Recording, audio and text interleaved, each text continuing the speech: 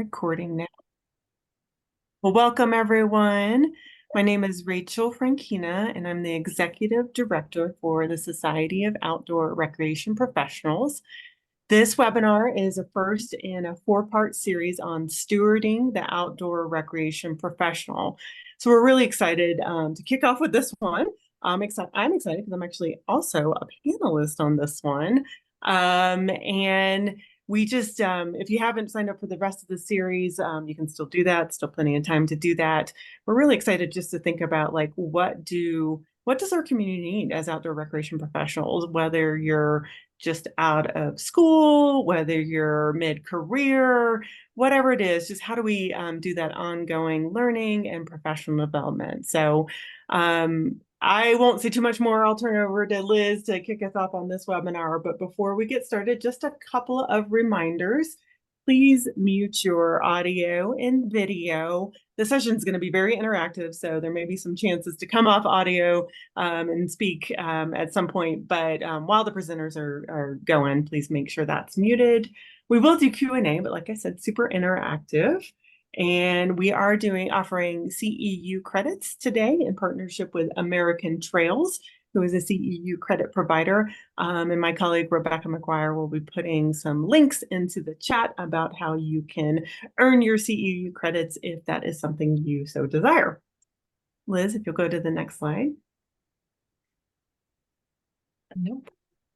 There it is. So as we begin today, we want to begin with an acknowledgement of both the lands and the people who have inhabited them for thousands of years.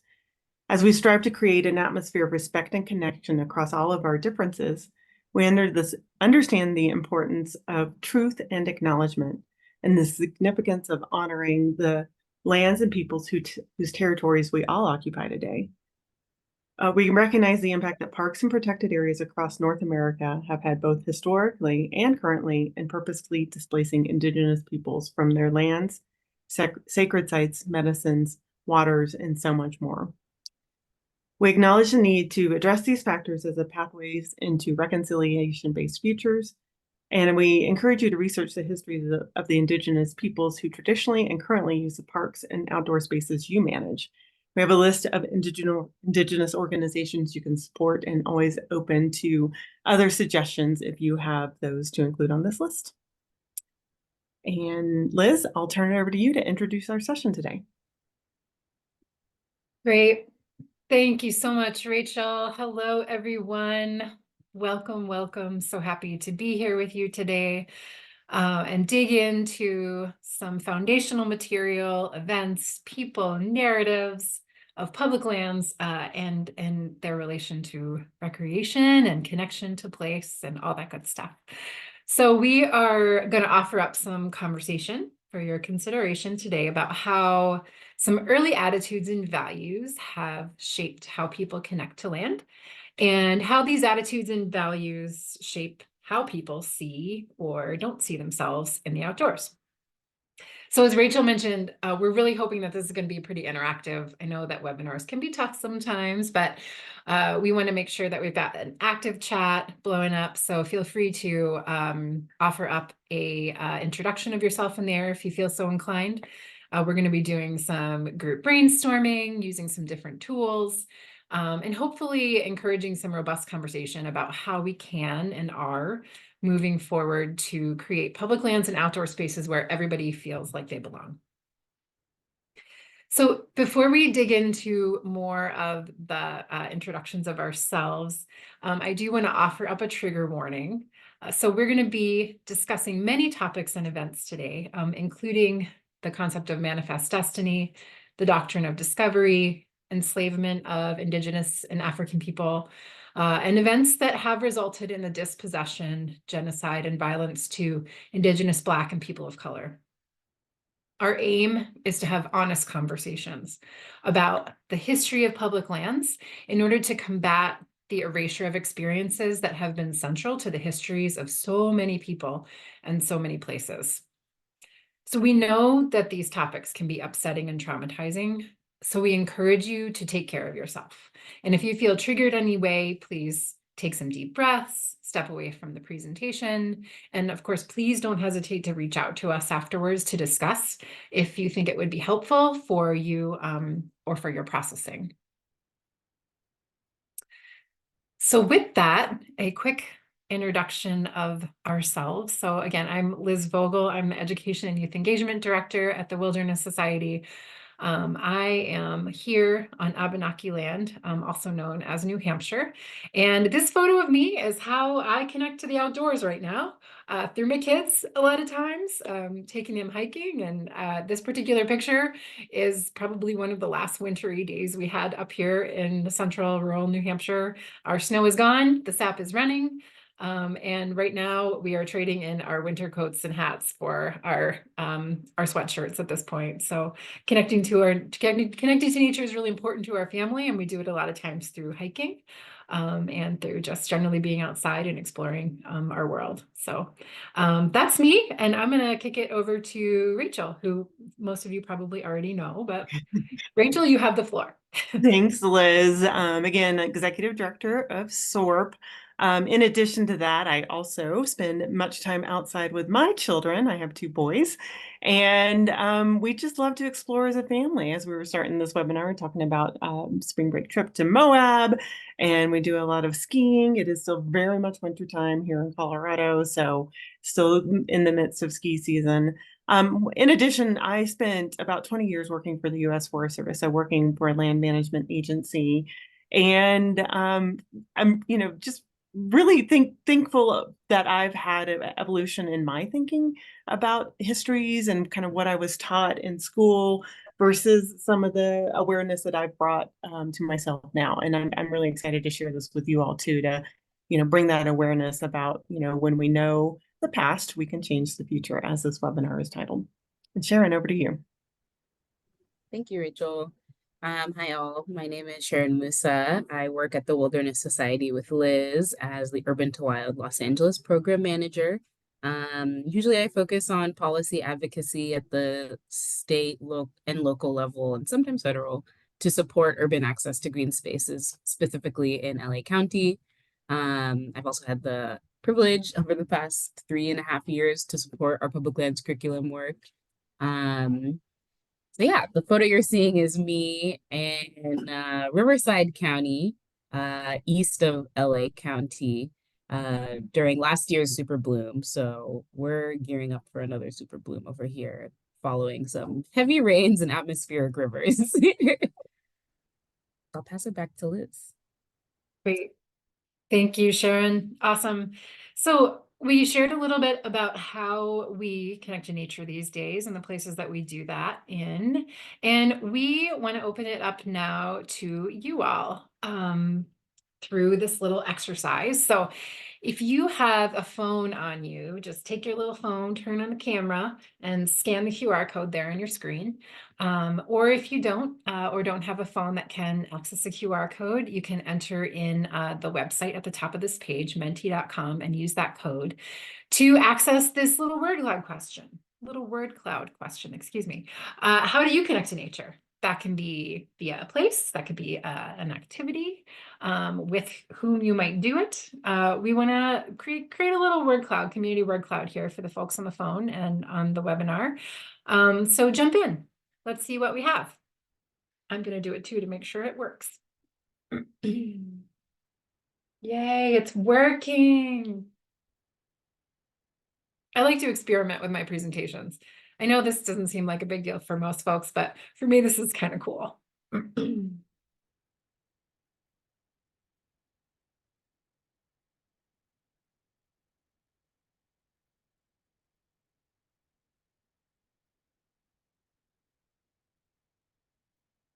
Ooh, bird song. I'm seeing some really beautiful entries here. Lots of folks connect to nature with their dog. Love it. That would also be something that I do. Beautiful. Hiking, camping, kind of rising to the top here. Water sports. Beautiful.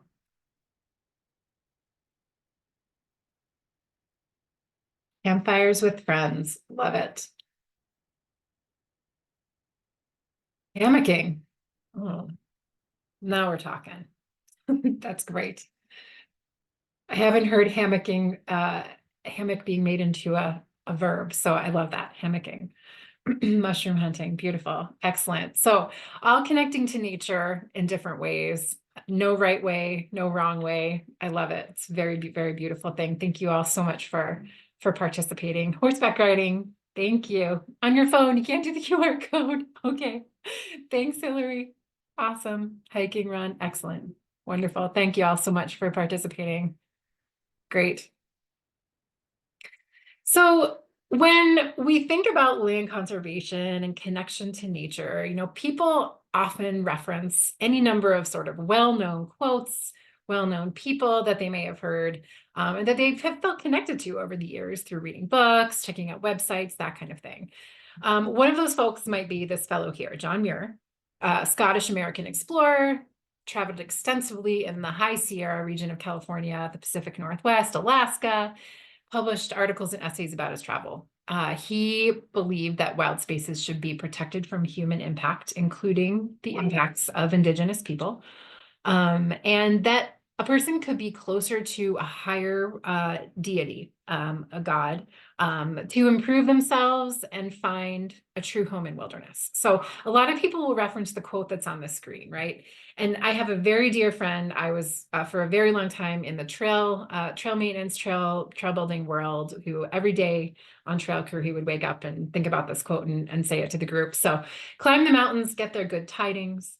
Nature's peace will flow into you as sunshine flows into trees. The winds blow their freshness into you, and the storms, their energy well cares, will drop off like autumn leaves. So pretty famous quote, fairly well-known person here. People sometimes also think about this fellow when they're thinking about conservation and connection to land, but perhaps in a little bit of a different way. A life of ignoble ease, a life of that peace which springs merely from lack either of desire or of power to strive after great things, is as little worthy of a nation as of an individual. So again, this is Roosevelt, Theodore Roosevelt, the 26th president of the United States. Well-known conservationist, put 230 million acres of land into federal management as parks and monuments during his presidency, and much of those lands remains public lands today. So lots of times we think of this guy when we're thinking about nature, conservation, that kind of thing. Or perhaps this person, Ralph Waldo Emerson. So a big inspiration for John Muir, right? And the father of the transcendentalist movement, right? Now keep transcendentalist movement in your head because we're going to have a quiz later. Nature, he said nature is a place where God can be found. Again, this idea of connecting to a higher power. Nature is thus sacred. It's a source of nourishment, of beauty and inspiration. So three pretty well-known people. Their sentiments are pretty well known. Their background's pretty well known. But the question I always come back to is, how did we get to this place, right? Where these people, these famous quotes, are so easily recognized as being synonymous with a connection to nature. Where do these mainstream perceptions of nature and of wilderness come from? Well, they come from here. In a sense, we can kind of trace everything we feel and know about connecting to nature to these early attitudes and values, right? How people have connected to land have been shaped by these attitudes to nature. And what we're going to do today is look at these four attitudes: rugged individualism, transcendentalism, and then the ideas of doctrine of discovery, and the idea of manifest destiny, to kind of connect to some well-known and some not so well-known events in conservation history, and also of the US history more broadly. So we're first going to dig into what is that conservation history that most folks know. What does that look like? So let's root down in what is generally pretty well known about land conservation in the US with some kind of classic conservation timeline things. So I'm going to kick it to you. There are some pictures on here. There are some icons. What out of this can you pick out? And can you offer up a few thoughts or words on what this thing might be that we're talking about? Kind of conservation, classic timeline events. What do you know about it? And this is your chance to come off mute and on video if you would like, or you can put it in the chat. Yep, either or.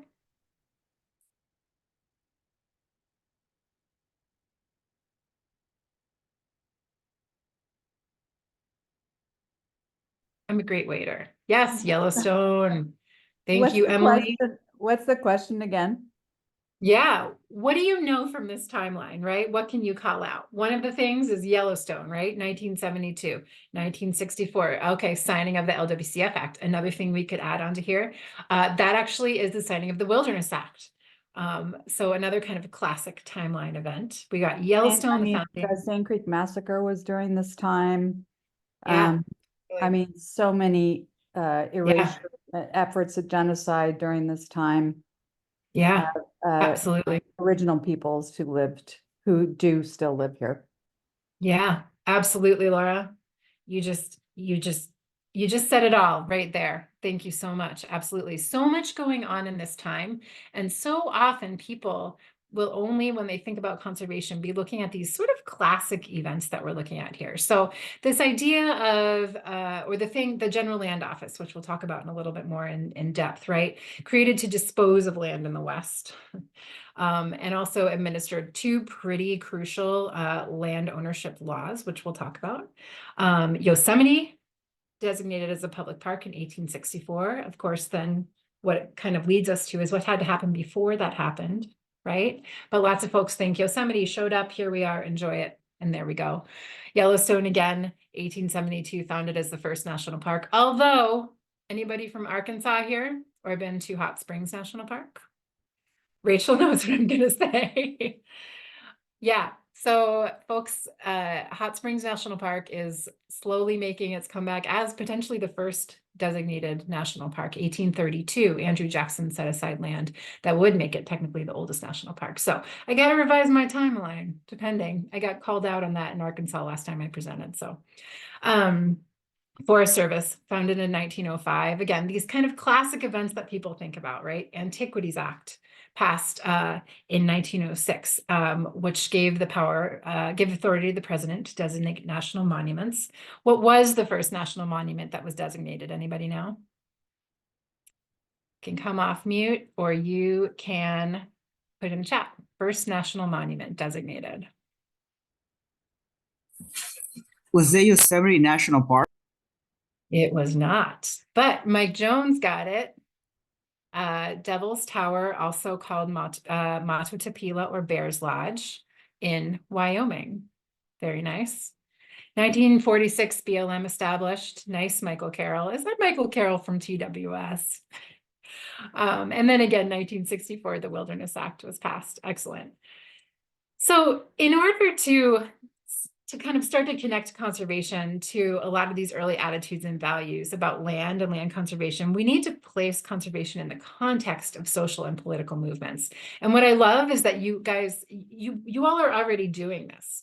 Lydia's brought up 1830, the signing of the Indian Removal Act. We're going to talk about that and how it related to people's connection to land and how land was kind of managed in this country, right? You're already starting to make that connection between, 1964, it wasn't just the Wilderness Act, it was also the Civil Rights Act, right? So in order to fully understand how all of this works together, we got to think of everything in context.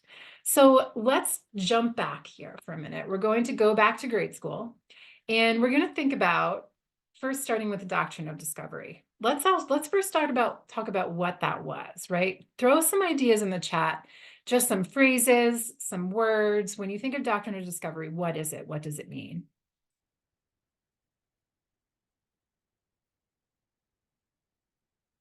And don't Google. Go back in your brain, think about the doctrine of discovery. What is it?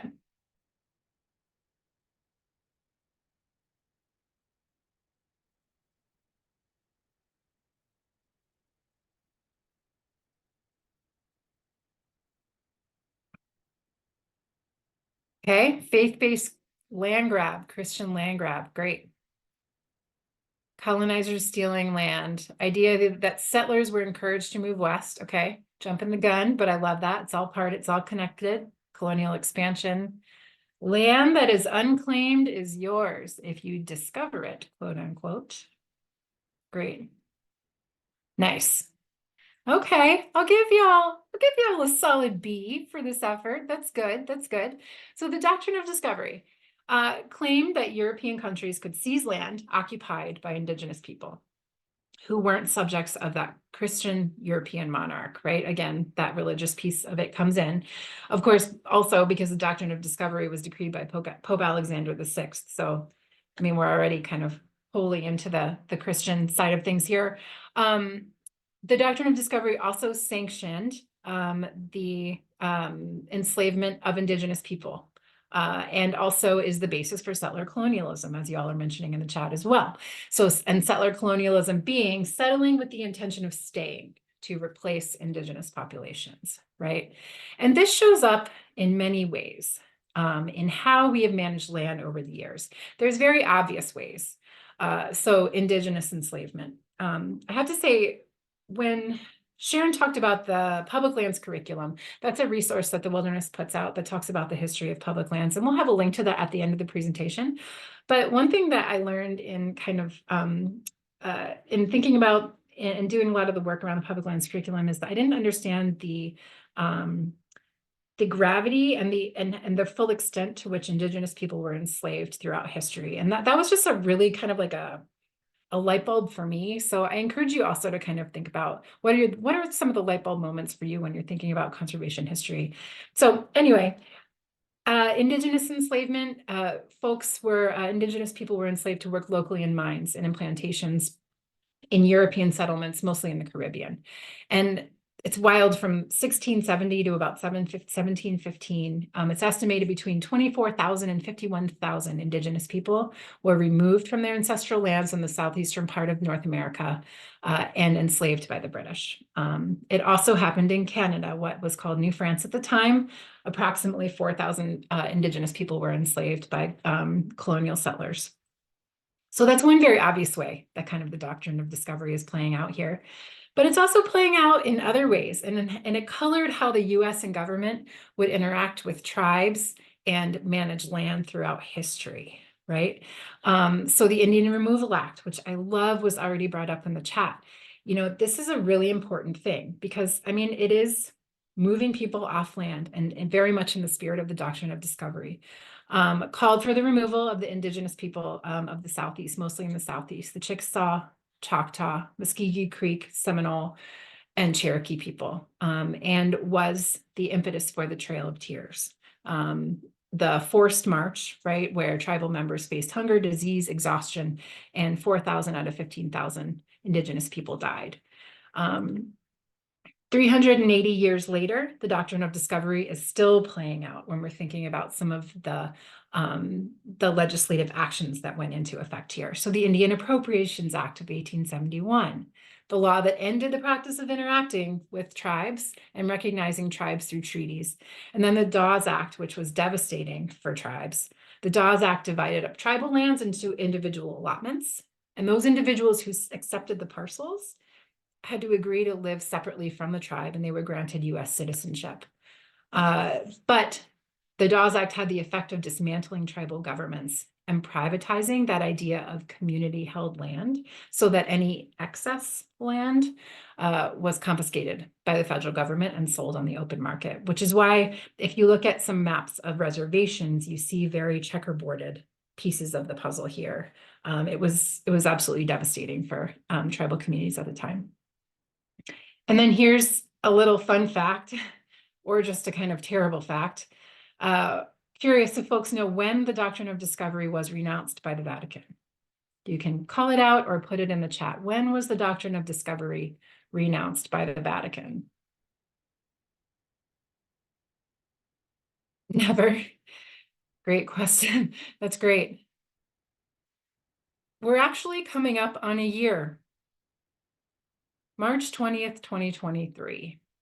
The Vatican came out and said, we no longer recognize the doctrine of discovery. Too little, too late. Yeah, wonderful.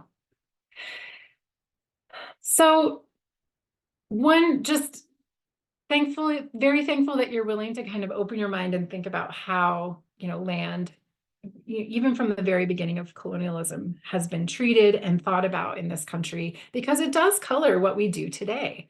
And it's important for us to recognize that and make changes moving forward. So next concept we're going to touch on, again, manifest destiny. Go back in your brains, grade school time, right? Manifest destiny. We had a couple of folks kind of touch on this concept of manifest destiny before when they're thinking about westward expansion. What are some other kind of key tenets of manifest destiny? Throw it in the chat, come off mute. What does it mean? What does that concept remind you of?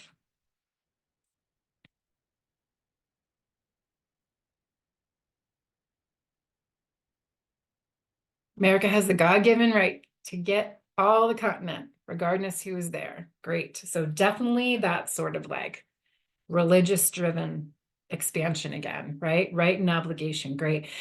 And while you're kind of brainstorming with me on this picture on here, if you're not familiar with it, it's called American Progress by John Gast. Very famous picture, very often used. I'm sure some of you, if you looked at Manifest Destiny on the slide, you rolled your eyes because it's, oh, John Gast again, American Progress. It's very often used when talking about Manifest Destiny because it really is this like very physical personification of the concept, right? The land is yours, take it and control it. Thank you so much. Yeah. So there are some really kind of key pieces of manifest destiny here that very clearly play out in American conservation and how land has been managed in the past. So the first being American people and institutions are inherently special. We're all that, right? Expansion is irresistible. And again, that sense of the will of God, right? It's essential also. The other piece of it is that natural landscapes were considered evil, chaotic, sinister, dangerous places that were empty, right? And that they needed to be converted to these productive places, which kind of leads to the final tenet. And I think one of the ones that stuck with me a lot is that this idea of an agrarian nation and a domesticated nation is an ideal state, because that right there says everything about the next 200 years, right? Gotta farm it, right? Take the land and farm it, make it productive, right? And so again, this is showing up in many ways in how land has been managed in this country and people interact with land, right? From the very beginning, the enslavement of Africans to support this agrarian ideal, achieve this agrarian ideal. We also have, we're looking at these events associated with westward expansion. So the proclamation line, the Royal Proclamation of 1763 was this decree that designated lands east of the Appalachian Mountains were colonial lands and west was an Indian reserve. And so that sounds okay, right? Like, okay, good, we limited some westward expansion there, but not okay for the tribes east of the proclamation line. And then obviously, as happens with colonialism, that proclamation line gets moved and moved and moved until the treaties that upheld that line are no longer in effect. So again, that idea of westward expansion being irresistible and being the thing we have to do. And of course, that is further made apparent by the Lewis and Clark expedition from 1804 to 1806, which happened after the Louisiana Purchase, which expanded the colonies. And Jefferson, who initiated the trip, placed special importance on declaring the United States dominion over these places that were occupied by the tribes as the exploration was happening. And then, of course, we have all this land. What are we going to do with it? We need a way to deal with it. So the GLO was created, the General Land Office, which then made it was administered the Homestead Act. And the Homestead Act of 1862 provided homesteaders with 860 acres of government land for farming, of course. Ultimately, 270 million acres of land was given away for free to 1.6 million homesteaders. And this amount was about 10% of the total area of the United States. And just as a little quick aside here, I I feel this manifest destiny in a lot of my relationship with how I have kind of gone through life. I felt that pull west, right? I felt that drive to cultivate. And I know some of you have too, when we look at ways that we connect with nature. It's something that is just, it is deep inside of so many of us. And that I think we really need to take stock of that when we're thinking about, how we move forward with our relationship to land. Okay, you're doing great. Thanks for sticking with me. 2 more concepts, and then I'm going to pass it to my lovely colleague, Sharon. So you're off the hook with brainstorming for this one with transcendentalism. Transcendentalism, as I mentioned, Emerson was noted as the father of transcendentalism. It's the ideas that all this westward expansion prompted people to think about, actually, maybe we should protect these spaces in their natural state. Land as a place to commune with a higher deity. And it was important because of that, right? That we maintain this untouched sacred space and that we enter into it with reverence.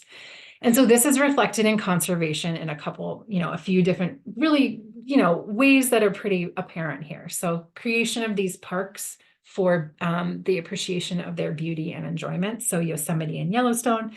The Antiquities Act also setting aside these special places that people, thought were sacred and needed to be protected as is. And then we needed to care for them. So places like the National Park Service the National Park Service popped up with that to make that happen. And then the creation of wilderness, this idea of wilderness, which is a whole other webinar, folks. The Gila Primitive Area was created in New Mexico as the first protected wilderness area. And then, of course, the Wilderness Act in 1964 was passed. So many ways that this idea of nature as a sacred space is starting to show up in conservation, and sort of juxtaposition with this idea of rugged individualism, right? Take it back to Teddy Roosevelt. Promoted by him, this connection to nature fosters individualism, mental and physical toughness, and kind of really digging into that utilitarian aspect of being in nature. The hunting, the fishing, hiking, recreation, that kind of thing. And so nature is seen as a resource, really, and conservation is necessary to ensure that resources are available for future generations. And so this is showing up in ways too, right? Managing land for productivity and for resources that it can provide to society. So the Forest Service, the Bureau of Land Management, Fish and Wildlife Service, and then the Weeks Act. So the Weeks Act protecting watersheds in the eastern part of the continent and creating these forest reserves, which ultimately become Forest Service land. It's a lot. Thank you for hanging in there with me. And hopefully this little analysis has given you some context for how conservation and land management has played out in this country, but also spurred some thinking about how some of these attitudes and values play out today in who connects to nature and how people connect to nature. And we're gonna dig into that a little bit right now with Sharon. Sharon, you with me? I'm here. Yeah. Hi. I think to transition, I know we just went through a lot, so why don't we just take a couple deep breaths as a group? We're like a little over halfway through the presentation portion of this meeting, so let's take one deep breath in, and take a long deep breath out. Maybe one more deep breath in, another deep breath out. We're gonna move into some group reflections just based on everything that Liz has been able to share with us. So if you could take me to the next slide.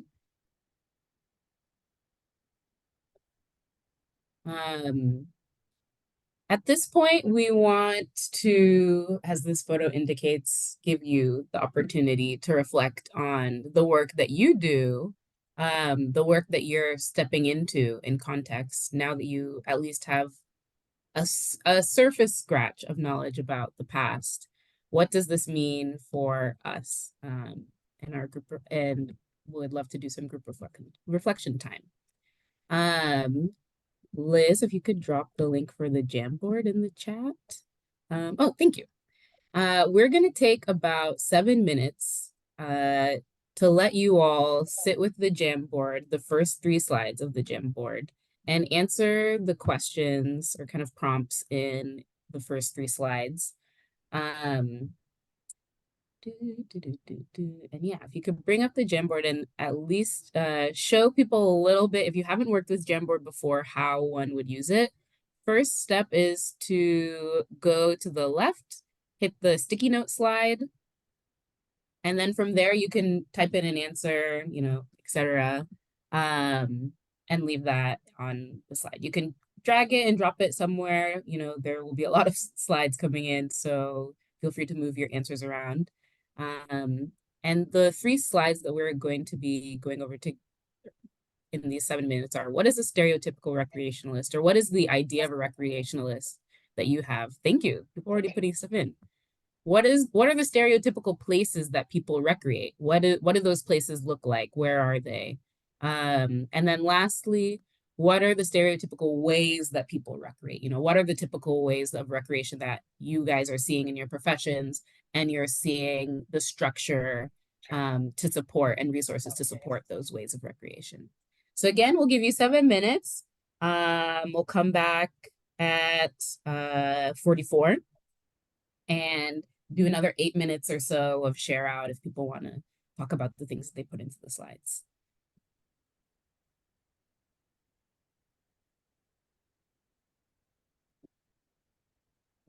Background music for us. Oh, we should have planned for music. And Sharon, we might want to cut it down a tad for the brainstorming portion, just because I talk a lot. It happens. That's okay. That's okay. Maybe we'll plan for maybe just 4 to 5 minutes of share out on the end.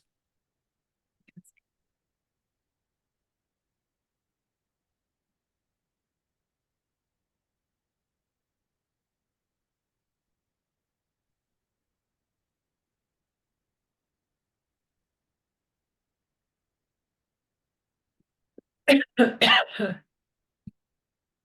going to stop share for right now so I can participate. If that's cool.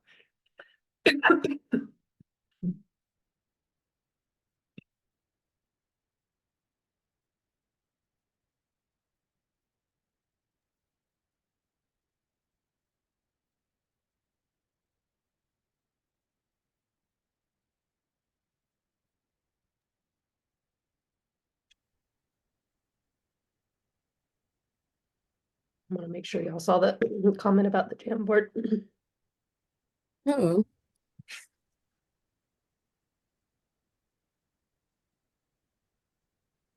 Oh, thank you. Yeah, thank you for that, Emily and Demi.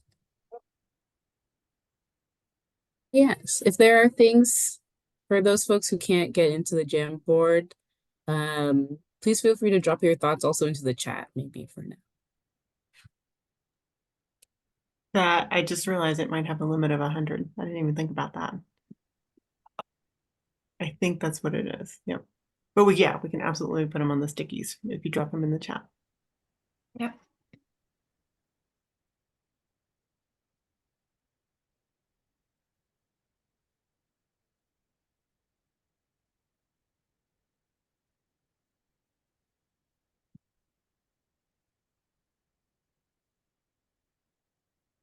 For folks too, I'm also going to attempt to answer some of these comments here in the chat too. Thank you for that.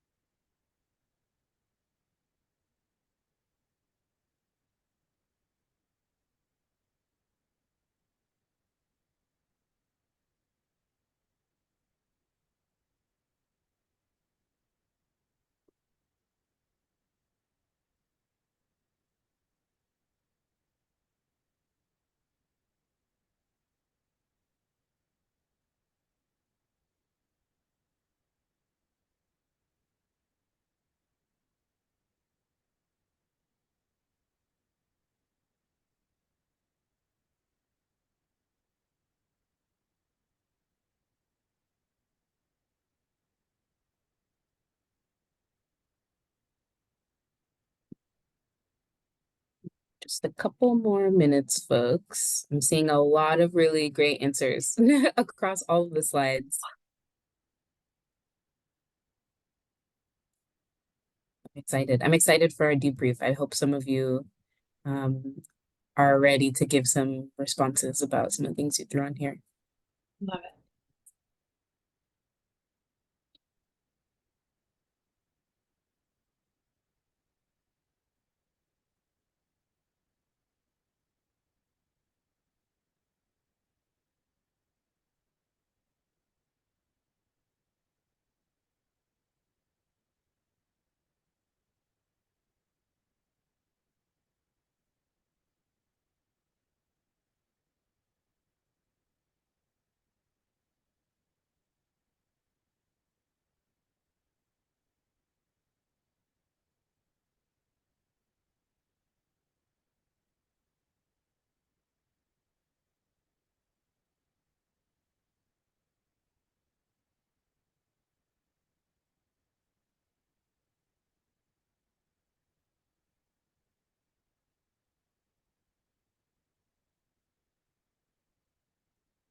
Okay. Why don't we start to come back? How about we do it this way?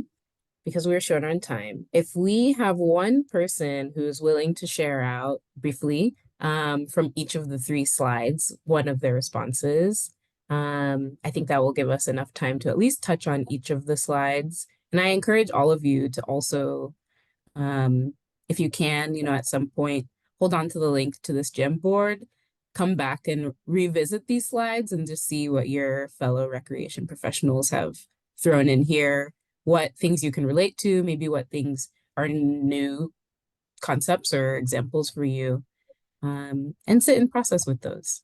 So yeah, let's start with the first slide, the stereotypical recreationalist. Would somebody like to, oh, thank you, Rachel. Would somebody like to hop off mute and talk about a sticky note that they put on this slide? Well, I'm also a champion waiter, so.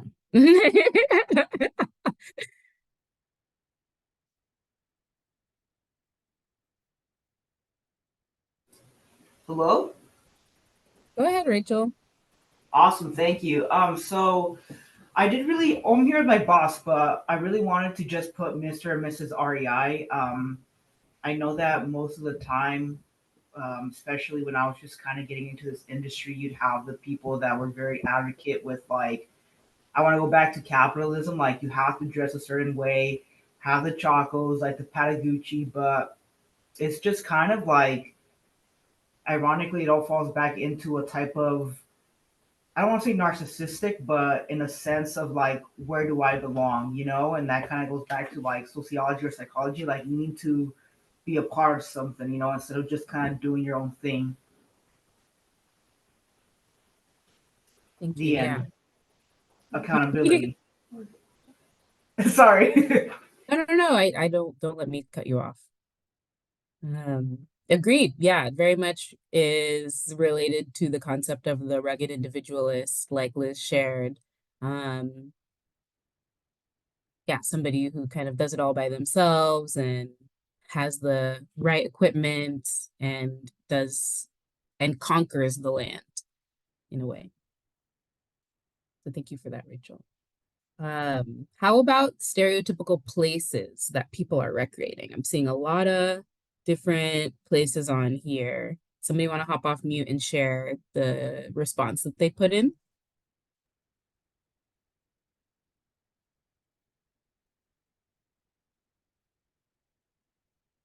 I think we think of like isolated places and majestic places and special places.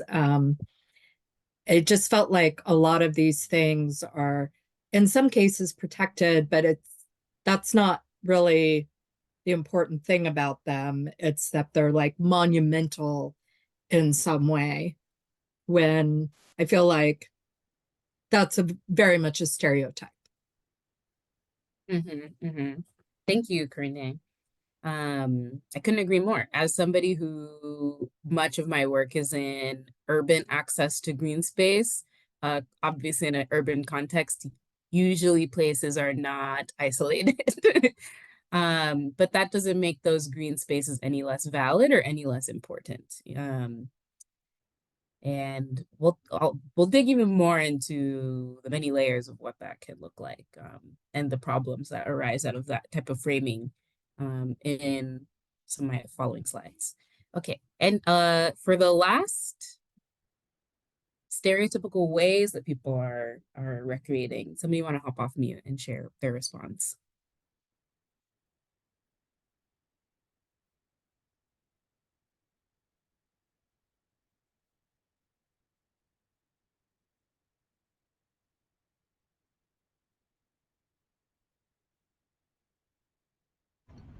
Hello, can you hear Hi, me? Chase. Hi. Yes.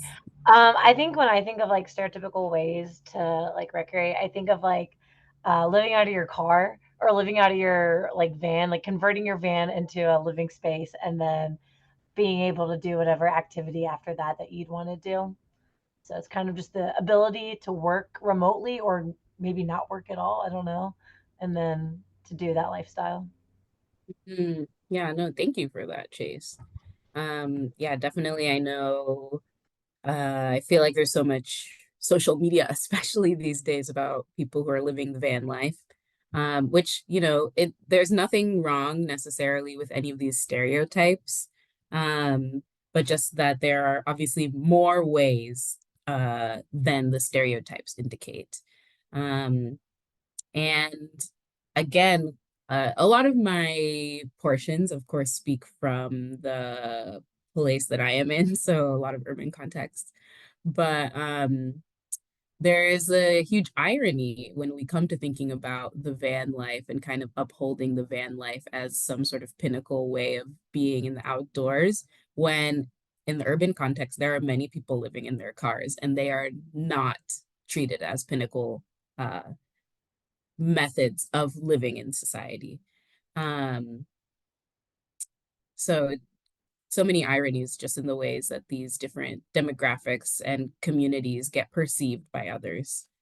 So thank you so much, everyone, for your responses. And again, I encourage you all to sit with the gem boards. So we'll get into, if you could take me to the next slide. Oh, next slide again, please. um, Following, all of these concepts around wilderness, the foundational theories and policies and contexts through which wilderness, outdoor space, and recreation in outdoor spaces were conceived, a lot of people don't see themselves in those narratives. Um, a lot of people don't see themselves in those narratives, and because of that, in combination with a lot of tragic history in the United States, many folks don't feel safe. Just before this call, Rachel and I were hopped on doing our pre-call stuff, and Rachel even shared with me that there was a recent presentation from a Forest Service regional director who shared that having lived in the Southeast as a young person, as a young Black man, felt scared to be out in the wilderness in Louisiana.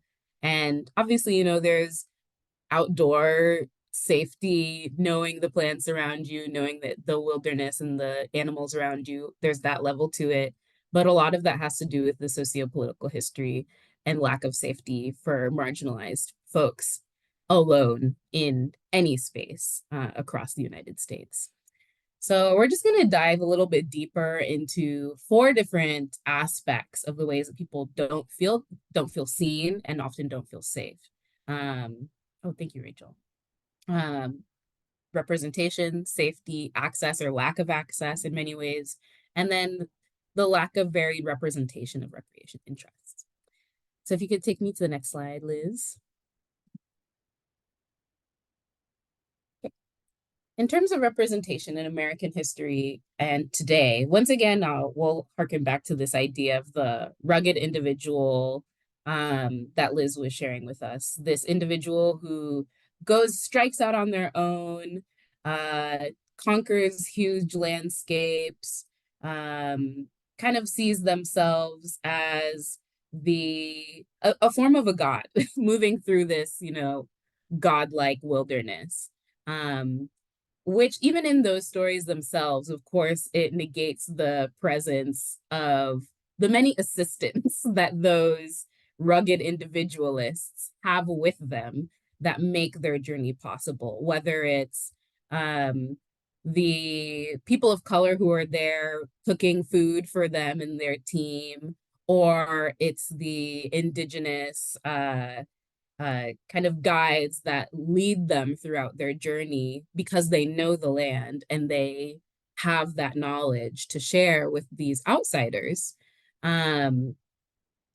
That those mythologies and narratives around the rugged individualists and who they are and how they have conquered American landscapes leave out so many people, including, just to start, some of the marginalized groups that are listed on the slide today. Obviously, in the two examples that I shared with you, BIPOC communities hugely are left out of that conversation. And as Liz pointed out, even in conversations and history of who is doing the labor on these new conquered lands, it oftentimes was communities of color who have lived in relationship with this land for time immemorial, generations, and have developed over time both a relationship and a knowledge with the land that allows them to efficiently cultivate different plants and have agricultural knowledge, which then is used for large scale production in the support of Western white European colonizers, and is also at the same time denigrated by the European knowledge framework as unimportant or not useful. So a huge contradiction in terms of the representation of what people are doing and the value of what they're doing. In these rugged individualist stories, there's very few women at all who are represented, let alone LGBTQ folks, two-spirit and gender expansive people, and rarely ever do we hear stories of differently able folks in American history in the outdoors. And we know that obviously all of these different communities of people are and can be as much in relationship with nature as anybody else. And it's simply a matter of the fact that our sociopolitical representation has not included those people over time. If you go to the next slide. Safety. Again, one, even thinking about access to wilderness preparedness training, outdoor education knowledge, even the knowledge of who you would go to or where you would go to learn those things is oftentimes very actively, has been actively throughout history, kind of clouded from these different communities that we've mentioned before, giving access to those communities to this type of knowledge. And then on top of that, just as I pointed out with Rachel's example from the chief, the historic and current violence and discrimination against marginalized communities and community members out in these outdoor spaces. And often finding yourself as the only one in that space is really unsafe because you don't know how other people feel about you and you don't know to what lengths they're willing to go to express their frustrations with your presence there. And then in terms of the political history itself, these two images that I have on the slide are segregated public lands from Jim Crow era. One area as a picnic grounds for white people, one area as a picnic ground for African-American folks. So beyond just those sentiments and feelings, there's actual history and policy that one can point to that discourages folks from being out in public lands. If you could take us to the next slide. Thinking again of access, there's so many hurdles for marginalized communities to get over before they can even access public lands. The lack of physical proximity to recreation spaces, to where they live as a result of displacement and active disconnection to nature throughout US history. Oftentimes, of course, even thinking about Indigenous populations that have been displaced, removed from their lands, and crowded into urban spaces, which are then, paved over with concrete and are not natural spaces in the ways that we think of them. All of this is a depiction of the types of stories and history that has happened to so many communities of color across time in US history. The lack of access due to differing abilities and languages. It's not often you go out, at least I will say, from the LA context, to the Angeles National Forest and actually see a Forest Service sign that's in anything other than English, despite the fact that some of the locations in the forest are being accessed by predominantly Latinx communities. That's a huge way of disconnecting people to the basic knowledge that will allow them to be in that place safely and even know where they are.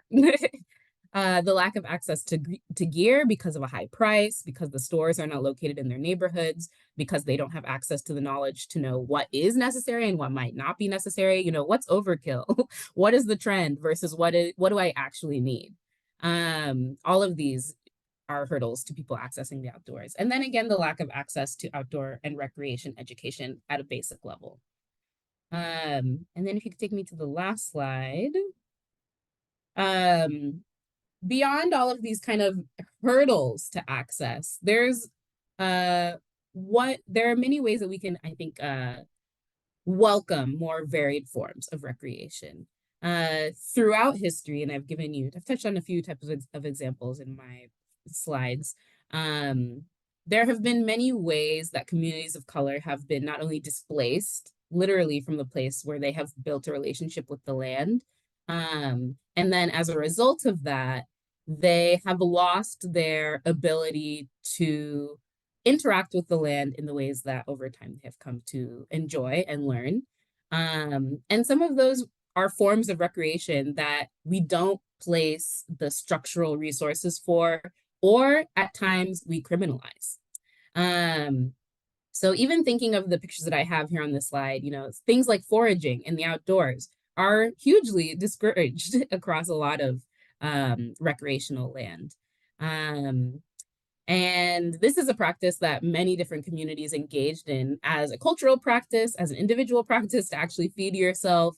And it's something that the land also came to adapt in its own management practice that helped to provide and support the health of both those people who are living there and the land itself. On the right side, I have one of our actual colleagues or former colleagues at TWS, Carlin, an Alaska Native who is engaging in a cultural practice of his own. And all of these different ways of just being out in the land oftentimes are discouraged.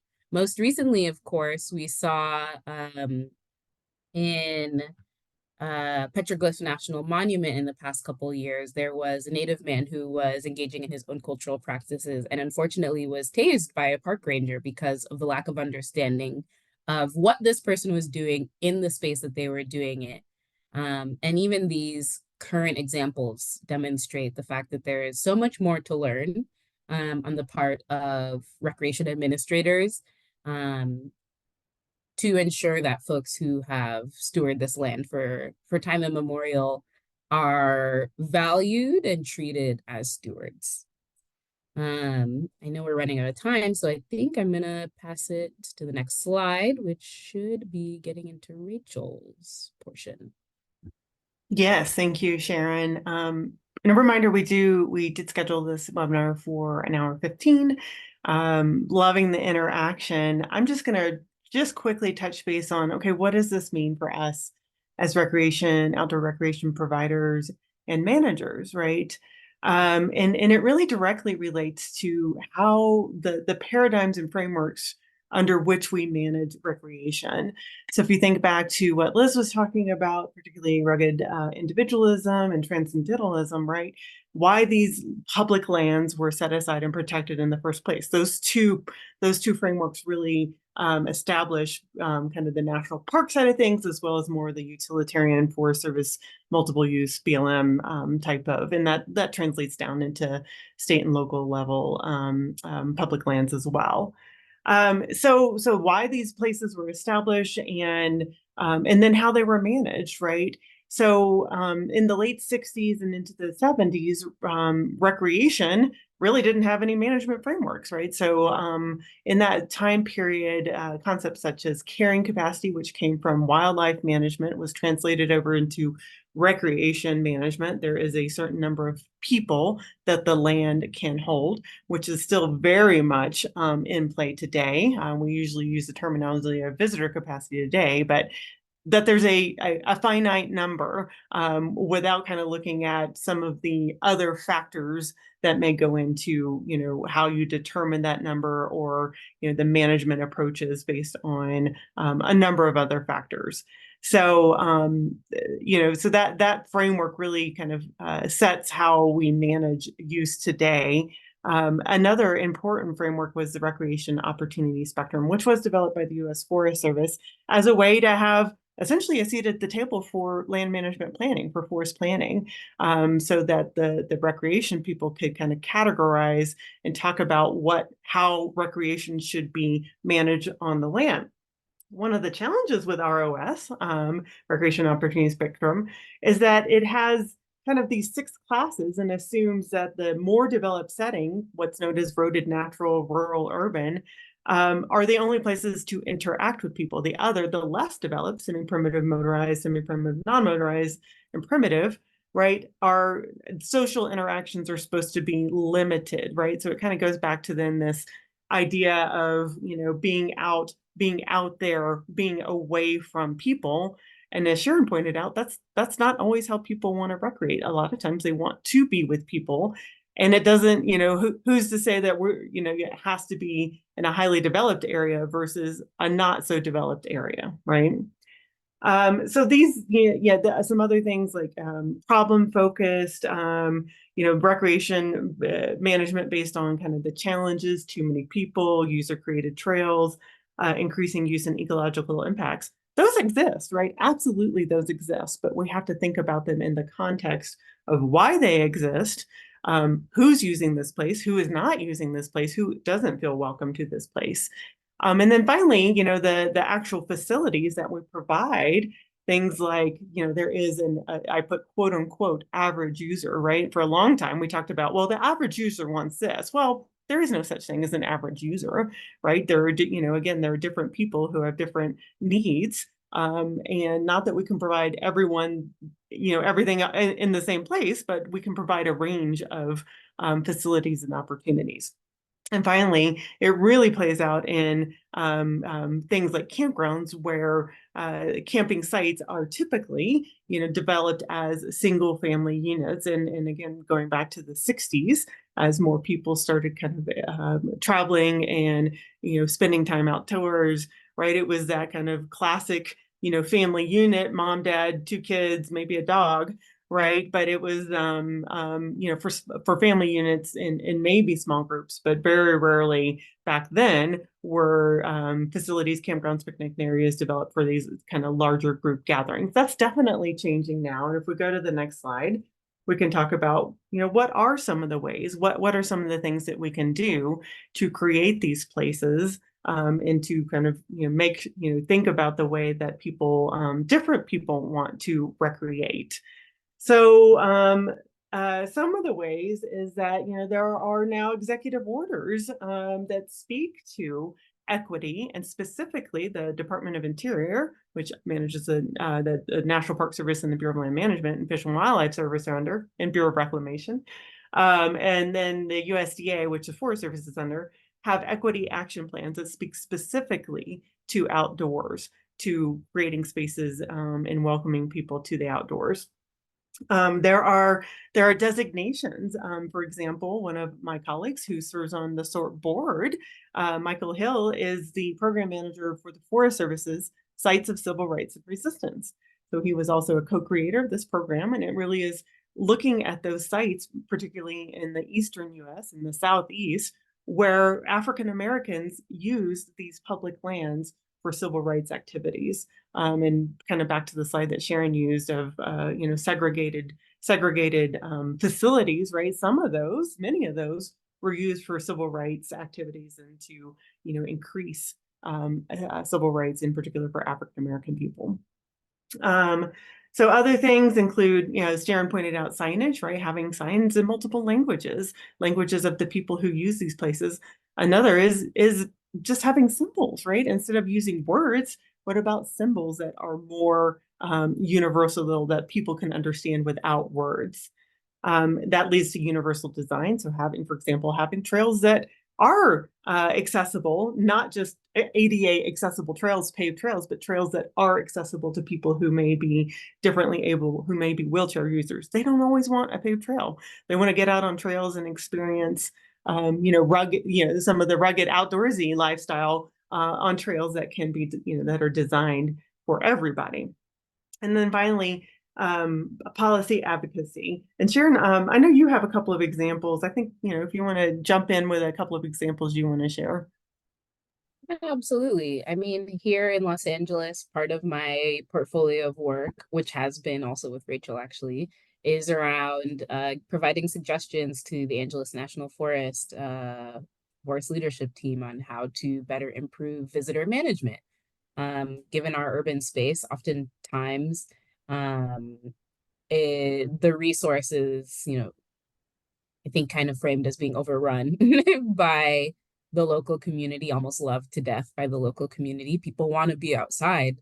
And there's not much education for those people on how to be outside sustainably.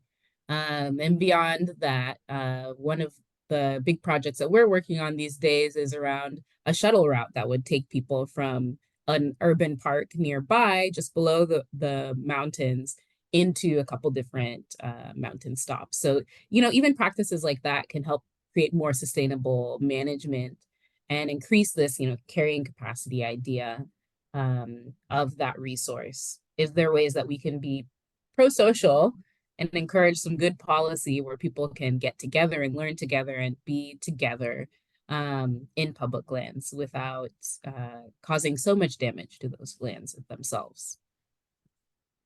Thank you, Sharon.